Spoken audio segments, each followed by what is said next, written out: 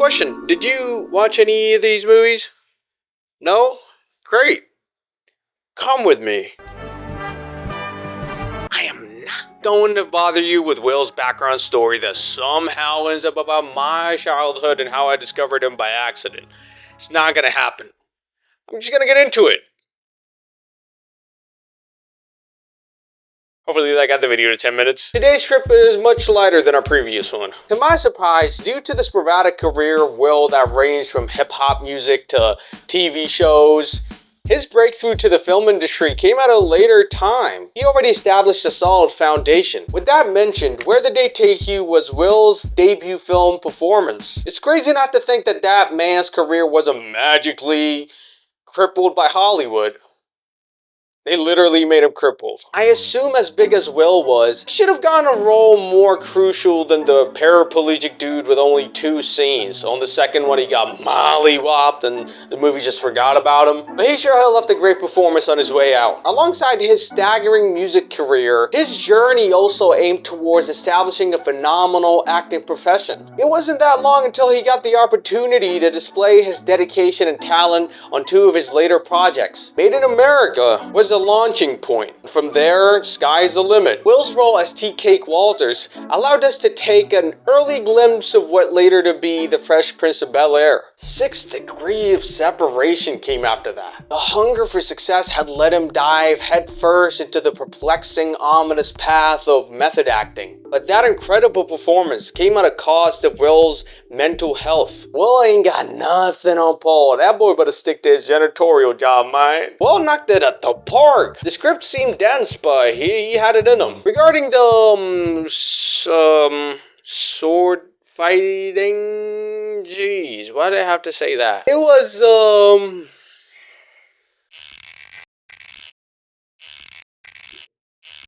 2 years go by, The Fresh Prince returns with a comedy legend, Martin Lawrence, gifting us yet another buddy cop classic that falls in with other amazing similar projects. And before Hollywood locks Will into one genre, Independence Day comes out in 1996. Aside from the exquisite composition and special effects, the role of Captain Stephen was well played by Will. Although, there were a couple of corny lines in there. Props to Will for staying in peak physique for that role. Perhaps Will wasn't acknowledging how good he is in portraying serious characters. So after Independence Day, MIB jumps in and becomes another classic for Will Smith. 1998 to 2000, the Dibble and Dabbling started. Our boy was playing with 2 controllers. Will was making music and simultaneously sustaining his acting hobby? One of my beloved movies of his is Enemy of the State. I love Robert Clay Dean and how stoic and perceptive.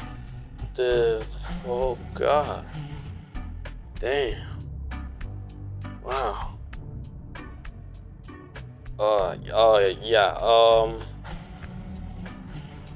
What was the movie about? This movie doesn't offer any depth to the characters, and that is directly linked to the material given by the writers. The quality of Will's acting was static at that period. It was either staged, overly animated, or suppressed in a subtle one. We head to the legend of Bagger Vance. Didn't you forget about Wild Wild West?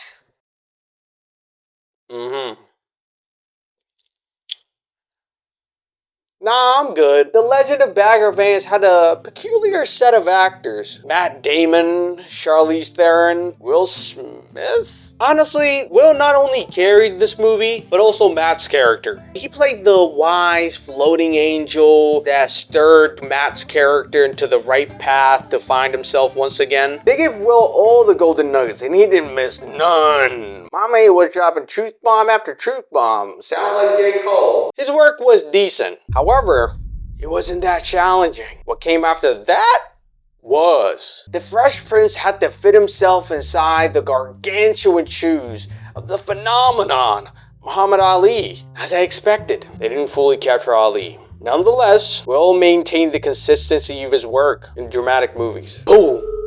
Men in Black 2. It was downhill from that point for that franchise, including BB's quick little cameo in Jersey Girl. And here we are. I wrote E-Robot. That movie visually, anus. VFX doesn't hold up. Will's acting, you betcha. When I finally started to enjoy Will's acting,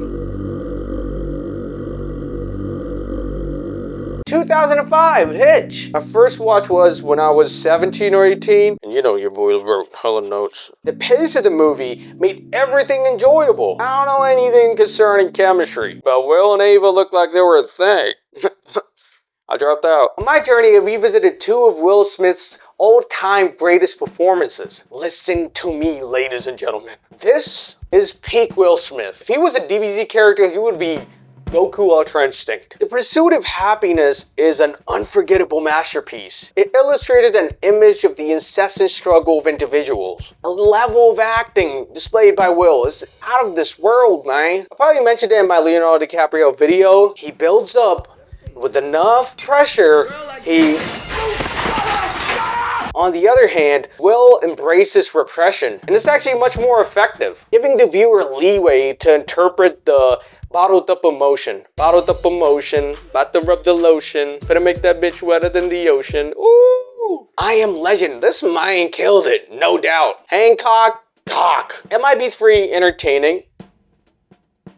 Wait, listen, I can explain. If we can strip it away from the context, the acting is actually good. Never thought in 1,000 years that Will and that girl from Once Upon a Time in Hollywood would share the same screen. The project at hand. It's for Freakaleaks. This movie just sucks. It's lifeless. I don't know who told the writers that we wanted that amount of love scenes. It's like, am I the only one who find these scenes useless? I let them off the hook with a single woohoo scene, but we know what Hollywood want. They want to feed those, what did she wear in the Met Gala type of channel news. In the same exact year, Will saved me with a stunning work in Concussion. I assume the reason why Will's accent wasn't exactly on point is because the actual Mr. Bennett has a thick-ass accent, and it would have gone in the way of telling the story. The utilization of body language gave so much life to the performance. To say the least, this movie bust. Eradicate this movie. F you, bitch. Well, there you go. Will flexing his acting in some shitty-ass movie. And I ain't playing. This man went 100%. It's crazy how good he is. The last scene of his emotionally destroyed me. Right? In Gemini, man, you can't surprise a Gemini.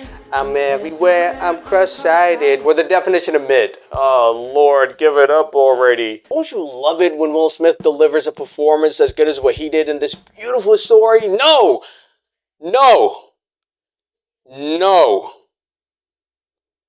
No. The videos of the actual Richard Williams made me notice how delicately Will treated his role. Emancipation received diatribe from both fans and critics. I was blown away by Will's performance. This man's acting never gets old. The movie might have been slightly slow, but the acting made it worth it. We ended the journey with Bad Boys, Ride or Die, and it's just another Bad Boys. There's really nothing to it. Starting from the music industry, and then gradually building to an Oscar-winning actor, Will had a rigorous work ethic that is clearly unmatchable. I picked upon these little nuanced details in his acting that made him improve by time. And in The Pursuit of Happiness, he found his style of performing. There were a couple of flops here and there. However, that didn't make a dent on his work. What I appreciate about Will is the evolution of his acting. Yes, he might have selected a couple of dookie projects. Despite that, the quality of his performances kept leveling up. I would argue that Will is significantly better at acting than most of the so-called best actors. The dick riding is crazy.